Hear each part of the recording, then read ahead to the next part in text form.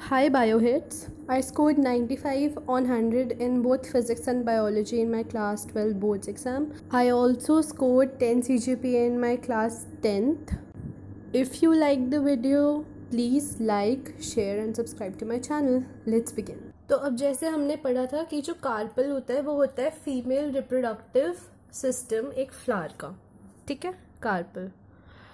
तो अब इससे रिलेटेड बहुत सारे टर्म्स हैं जो हमने पढ़ने हैं, जिसमें से वो चार टर्म्स क्या क्या है जो पढ़ने हैं: मोनोकार्पिलरी, मल्टीकार्पिलरी, सिनकार्पस और एपोकार्पस। तो मोनोकार्पिलरी मतलब सिंगल कार्पल या पिस्टल। कार्पल या पिस्टल ये जो वर्ड्स हैं ये फीमेल रिप्रोडक्टिव पार्ट के लिए ही यूज होते हैं फ्लावर के, ठीक है। तो मोनोकार्पिलरी मतलब सिंगल कार्पल या पिस्टल, मोनो। फिर मल्टी मतलब ज़्यादा, एक से ज़्यादा। एपोकार्पस मतलब अलग अलग, एपो होता है मतलब फ्री, और सिनकार्पस मतलब जॉइंट, तो मतलब दो तीन कार्पल्स एक साथ फ्यूज्ड होंगे उसे सिनकार्पस। एपोकार्पस मतलब दो तीन कार्पल्स अलग अलग होंगे। देखो, मोनो कार्पिलरी मतलब सिंगल कार्पल, मल्टी कार्पिलरी मतलब ज़्यादा कार्पल्स एक साथ, एपोकार्पस मतलब फ्री कार्पल्स, फ्री कार्पल्स मतलब अलग अलग, और सिनकार्पल्स मतलब फ्यूज्ड कार्पल्स। अब आप ये रेड वाले डायग्राम में देख पा रहे हो कि ये सिनकार्पस पिस्टल है, और ग्रीन वाले डायग्राम में कि ये एपोकार्पस पिस्टल है। देख रहे हो उसके अंदर पिस्टल्स अलग अलग है, और रेड वाले के अंदर सारे पिस्टल्स आपस में फ्यूज्ड है, तो वो सिनकार्पस हो गया। फ्लावर के फीमेल रिप्रोडक्टिव सिस्टम का जो डायग्राम होता है वो कुछ ऐसा होता है। ये होता है स्टिग्मा, स्टाइल, ओवरी, ठीक है। Stigma, style, ovary.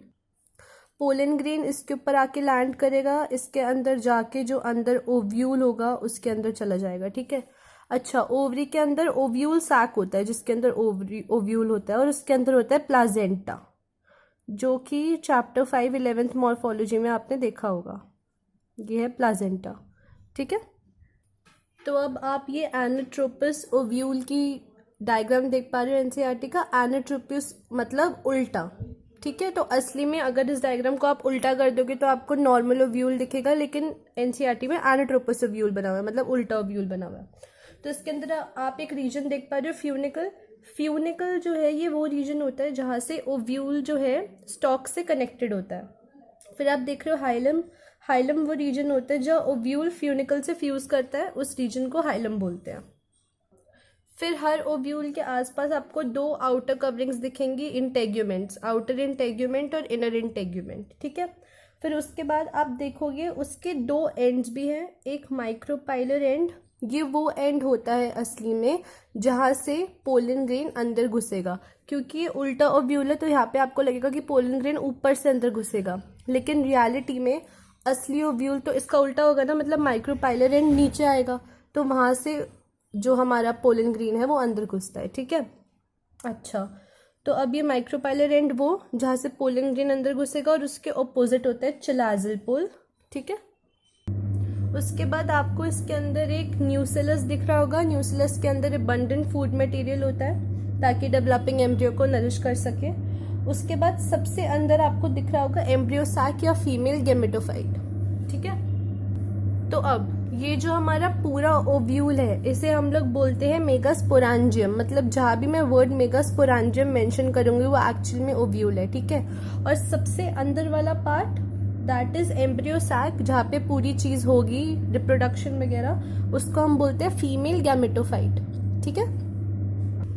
अच्छा, तो अब हम पढ़ते हैं मेगास्पोरोजेनेसिस। मेगास्पोरोजेनेसिस होता है फीमेल के लिए, और माइक्रोस्पोरोजेनेसिस जो मैंने पिछली वीडियो में पढ़ाया था वो होता है मेल गैमेट के लिए। तो अब हम पढ़ते हैं मेगास्पोरोजेनेसिस। मेगास्पोरोजेनेसिस होता क्या है? मेगास्पोर मदर सेल्स से मेगास्पोर का फॉर्मेशन, उससे हम लोग बोलते हैं मेगास्पोरोजेनेसिस, ठीक है।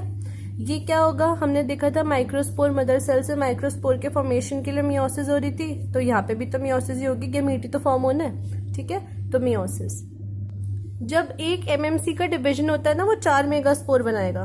इन 4 मेगास्पोर में से 3 मेगास्पोर तो डीजेनरेट हो जाएंगे, ठीक है, और 1 मेगास्पोर होगा फंक्शनल। ये जो फंक्शनल मेगास्पोर होगा ना, फंक्शन, ये तो 3 डीजेनरेट हो गए ना, गायब हो गए, ये जो फंक्शनल मेगास्पोर होगा ये फीमेल गेमेटोफाइट में कन्वर्ट होता है। फीमेल गेमेटोफाइट क्या होता है? Embryo sac. ठीक है, तो ये था मेगास्पोरोजेनेसिस। इसके अंदर एक फैक्ट है कि ये जो हमारा प्रोसेस है ना कि 4 में से 3 डीजेनरेट हो गए और बस एक फंक्शनल मेगास्पोर से फीमेल गेमेटोफाइट बना, इसको हम लोग बोलते हैं मोनोस्पोरिक डेवलपमेंट। ये आपके एनसीईआरटी में मेंशन्ड है और ये बोर्ड में पूछता है कि what is monosporic development, define, तो उसे हम मोनोस्पोरिक डेवलपमेंट बोलते हैं। अब ये जो हमारा एम्ब्रियो सैक बना, इसके अंदर बेसिकली हो क्या रहा है? इसके अंदर 2 न्यूक्लियाई होंगे, इसके अंदर उनके बीच अंदर मियोसिस होगा, ये फर्दर 2 में कन्वर्ट होगा, ये इसके अंदर मियोसिस होगा, ये एक और सेल आएगा, एक और सेल आएगा, तो हमारे एक्चुअल में 2 सेल्स हो गए हर एंड पे। ठीक है, अब ये इसके अंदर मियोसिस होगी, इसमें मियोसिस होगी, इसमें मियोसिस होगी, इसमें मियोसिस होगी, तो ये फर्दर 8 हो जाएंगे, है ना? 8 हो गए ना? वो आप इस एनसीईआरटी के डायग्राम में भी देख पा रहे हो कि पहले 2 न्यूक्लियस थे, फिर मियोसिस हुई 4 हो गए और फिर मियोसिस हुई 8 न्यूक्लियस हो गए। उसके बाद फाइनली ये स्ट्रक्चर बनता है 4th वाला। अब इस स्ट्रक्चर में आप देख पा रहे हो ऊपर के 3 न्यूक्लियाई और नीचे की जो 3 न्यूक्लियाई है इनके आसपास सेल वॉल आ जाती है। ठीक है, लेकिन बीच के 2 न्यूक्लियाई के आसपास सेल वॉल नहीं आ पाती। आपके एनसीईआरटी में भी लिखा हुआ है कि 6 of the 8 nuclei are surrounded by cell walls. ठीक है, अब आप ये डायग्राम देखो, इसके अंदर आप देख पा रहे हो कि वो जो 3 न्यूक्लियाई वो ऊपर है एंटीपोडल्स, बाकी के 3 न्यूक्लियाई नीचे हैं, 2 सिनर्जिड में, एक एक्स सेल है, उसके ऊपर जो 2 पोलर न्यूक्लियाई दिख रहे हो वो वाले जिनके आसपास सेल वॉल नहीं है। ठीक है, तो अब मैंने आपको बताया, अब आप सोच रहे हो कि माइक्रोपाइलर एंड नीचे कैसे, मैंने आपको बताया था जो पहले वाला था एनाट्रोपस ओव्यूल, वो एक्चुअली में एनाट्रोपस ओव्यूल इसलिए, एनाट्रोपस मतलब उल्टा ओव्यूल था वो, लेकिन ये वाला जो डायग्राम है हमारा इसके अंदर इस ओव्यूल को सीधा कर दिया, तो माइक्रोपाइलर एंड नीचे है, असली में नीचे ही होता है। ठीक है, तो माइक्रोपाइलर एंड के पास 3 है न्यूक्लियाई, एंटीपोडल चलाजल एंड के पास 3 है, और जो बीच में हमें 2 पोलर न्यूक्लियाई दिख रहे हैं वो वाले जिनके पास सेल वॉल नहीं है, बाकी ऊपर के 3 और नीचे के 3 वालों के पास सेल वॉल है। अब आप देख पा रहे हो ये हमारा वही लास्ट वाला जो डायग्राम है मैंने वो बनाया रफ हैंड, यहाँ पे ये हमारा चलाजल एंड है, ये हमारा माइक्रोपाइलर एंड है। अब जब पोलन ग्रेन यहाँ ऊपर से इसके अंदर घुसेगा माइक्रोपाइलर एंड से, तो यहाँ पे जो हमारे फिलिफॉर्म अपैरेटस है ना वो इसे अंदर गाइड करते हैं सिनर्जिड्स के। न्यूक्लियाई है, यहाँ पे एक है, यहाँ पे एक है एक्सेल, फिर हमारे 2 पोलर न्यूक्लियाई और फिर चलाजल एंड पे 3। ठीक है, तो वो हमारा पोलन ग्रेन अंदर गाइड करते हैं, फिलिफॉर्म अपैरेटस सिनर्जिड्स भी होते हैं। ठीक है, और इस पूरी कंडीशन को हम लोग 7 सेल्ड 8 न्यूक्लियट स्टेज बोलते हैं। कैसे? क्योंकि देखो इसके अंदर 8 न्यूक्लियस हैं, 1 2 3 4 5 6 7 8 न्यूक्लियस है, लेकिन सेल 7 है। कैसे? 1 2 3 4 5 6 ये 7, इसको हम एक साथ ही गिनेंगे क्योंकि फ्यूज्ड होते हैं। ठीक है, तो 7 सेल्ड 8 न्यूक्लियट स्टेज। ठीक है, ये एक्सप्लेन करने को आता है, ये भी बोर्ड का बहुत इंपॉर्टेंट क्वेश्चन है कि जो हमारा ओव्यूल है वो कैसे 7 सेल्ड 8 न्यूक्लियट है, ऐसे है। ठीक है, पढ़ेंगे पॉलिनेशन। पॉलिनेशन क्या होता है? जब पोलन ग्रेन्स किसी फ्लावर से उठ के, किसी एक फ्लावर के एंथर से उठ के किसी दूसरे फ्लावर के स्टिग्मा पे जाके लैंड करे, उसे हम पॉलिनेशन बोलते हैं। तो basically it is transfer of pollen grains.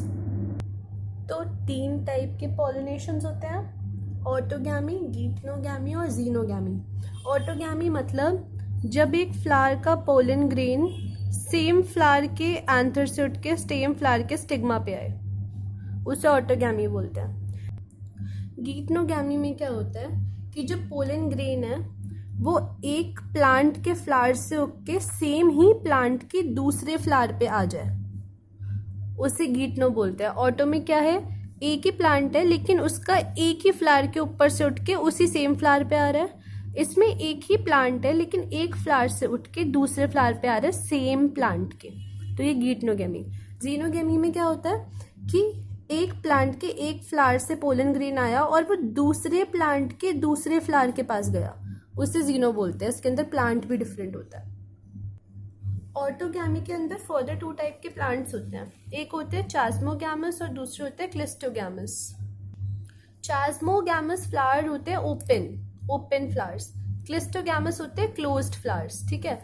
चास्मोगैमस के जो हमारे एंथर और स्टिग्मा होंगे ना, ये सब विजिबल होंगे, ओपन होंगे एकदम। क्लिस्टोगैमस होते हैं क्लोज्ड, ठीक है। तो दोनों में ही ऑटोगैमी होती है, लेकिन ये टाइप है, तो इसलिए जो क्लिस्टोगैमस होते हैं ना फ्लावर्स, ये इनवेरिएबली ऑटोगैमी है, मतलब ये प्योरली इसके अंदर ऑटोगैमी होगी। कैसे? क्योंकि ये तो फ्लावर्स ही क्लोज्ड है ना। जब ये पूरा फ्लावर क्लोज्ड होगा तो इसके अंदर का जो पोलन ग्रेन है, इसके अंदर वाले एंथर से उठ के स्टिग्मा पे आएगा, दूसरे फ्लावर में जाने का चांस ही नहीं है। तो ये जो है ये इनवेरिएबली ऑटोगैमस होते हैं। ये बोर्ड्स का बहुत इंपॉर्टेंट क्वेश्चन है। अच्छा, तो अब जो जीनोगैमी है, इसके अंदर तो हमें वेरिएशन ही प्रोड्यूस होते हैं। क्यों? क्योंकि एक प्लांट से उठ के दूसरे प्लांट में जा रहे हो तो हमें वेरिएशन ही वेरिएशन मिलेगी। लेकिन गीटनोगैमी जो है वो जेनेटिकली सिमिलर होता है ऑटोगैमी के। क्यों? क्योंकि सेम प्लांट से सेम प्लांट पे ही जा रहा है ना, चाहे फ्लावर डिफरेंट है लेकिन सेम से सेम प्लांट है, तो इसकी जीन तो सेम ही आएंगे ना, क्योंकि एक ही टाइप का फ्लावर तो है, सनफ्लावर से सनफ्लावर ही जा रहा है फॉर एग्जाम्पल, ठीक है। तो इसलिए ये जेनेटिकली सिमिलर होते हैं ऑटोगैमी के, क्योंकि जेनेटिक डिफरेंस नहीं आता। लेकिन जो जीनोगैमी है, इसके अंदर हमें प्रॉपर डिफरेंस मिलता है। अब हम पढ़ेंगे एजेंट्स ऑफ पॉलिनेशन। अब दो टाइप के एजेंट्स हो सकते हैं पॉलिनेशन के लिए, या तो एबायोटिक होगा या बायोटिक होगा। बायोटिक मतलब लिविंग, एबायोटिक मतलब नॉन लिविंग। तो एबायोटिक एजेंट्स कौन कौन से होते हैं? विंड और वाटर। और बायोटिक एजेंट्स होते हैं एनिमल्स। तो जो हमारी विंड पॉलिनेशन होती है, इसके फ्लावर्स कैसे होते हैं हम ये पढ़ेंगे। विंड पॉलिनेशन होती है, उसके लिए जो हमें फ्लावर्स चाहिए होते हैं ना, उसके स्टेमन्स यूजुअली वेल एक्सपोज्ड होते हैं, ताकि जब विंड करंट चले तो स्टेमन्स के ऊपर से पोलन ग्रेन्स अच्छे से उड़ के जा सके। अच्छा, अब पोलन ग्रेन्स अच्छे से उड़ने चाहिए, इसका मतलब पोलन ग्रेन्स जो है वो नॉन स्टिकी होने चाहिए। अगर वो स्टिग्मा के ऊपर स्टिक्ड रहेंगे, स्टिकी होंगे, तो विंड करंट उड़ने पे उड़ेंगे कैसे? जब विंड करंट होगी, विंड चलेगी, नहीं उड़ेंगे ना। इसलिए जो हमारे पोलन ग्रेन्स होने चाहिए वो नॉन स्टिकी और लाइट होने चाहिए। हैवी होंगे तब भी कैसे उड़ेंगे, ठीक है। तो non sticky and light pollen grains, दूसरा स्टेमन वेल एक्सपोज्ड, और तीसरा लार्ज और फेदरी स्टिग्मा, ताकि जब पोलन ग्रेन्स उड़ते उड़ते आए तो स्टिग्मा उसे अच्छे से कैच कर पाए, तो इसलिए लार्ज और फेदरी स्टिग्मा। अच्छा, एक खास बात और होती है विंड पॉलिनेटेड फ्लावर्स की, कि वो यूजुअली इनफ्लोरेसेंस में पैक्ड होता है, मतलब काफ़ी सारी फ्लावर्स जो हमारे हैं वो एक साथ होंगे, ठीक है। इनफ्लोरेसेंस में अच्छे से पैक्ड होता है बहुत सारे फ्लावर्स, तो ये भी एक खास बात है। अच्छा, एक नीट के पॉइंट ऑफ व्यू से एक पॉइंट ये है कि जो विंड पॉलिनेशन होती है वो ग्रासेस में बहुत कॉमन होती है, ये नीट के लिए पॉइंट है। फिर अब हम पढ़ेंगे पॉलिनेशन इन वाटर। इसके अंदर भी नीट के हिसाब से एक इम्पॉर्टेंट पॉइंट ये है कि जो वाटर पॉलिनेशन होती है वो ज़्यादातर, सारे नहीं, ज़्यादातर मोनोकोटलिडेंस तक सीमित होती है। ज़्यादातर मोनोकोटलिडेंस में होगी वाटर पॉलिनेशन, ठीक है। तो अब हम क्या पढ़ेंगे इसके अंदर कि इसके एग्जाम्पल्स क्या क्या है। वैलिसिनेरिया, हाइड्रिला और जूस्टेरा, ये तीनों ही वाटर पॉलिनेटेड होते हैं। वैलिसिनेरिया जो होता है उसके अंदर क्या है, ये हमारी वाटर बॉडी है, ठीक है। वैलिसिनेरिया का जो फीमेल फ्लावर होगा ना, वो लॉन्ग स्टॉक की मदद से वाटर की सरफेस तक आएगा, ये फीमेल फ्लावर, ठीक है। और जो मेल फ्लावर है ना, वो अपने पोलन ग्रेन्स इसकी सरफेस पे शेड कर देता है और वो वाटर के करंट के साथ फीमेल फ्लावर तक पहुंच जाता है। ये किस केस में होता है? ये वैलिसिनेरिया के केस में है, ठीक है। अब एक दूसरा केस होता है सी ग्रास का।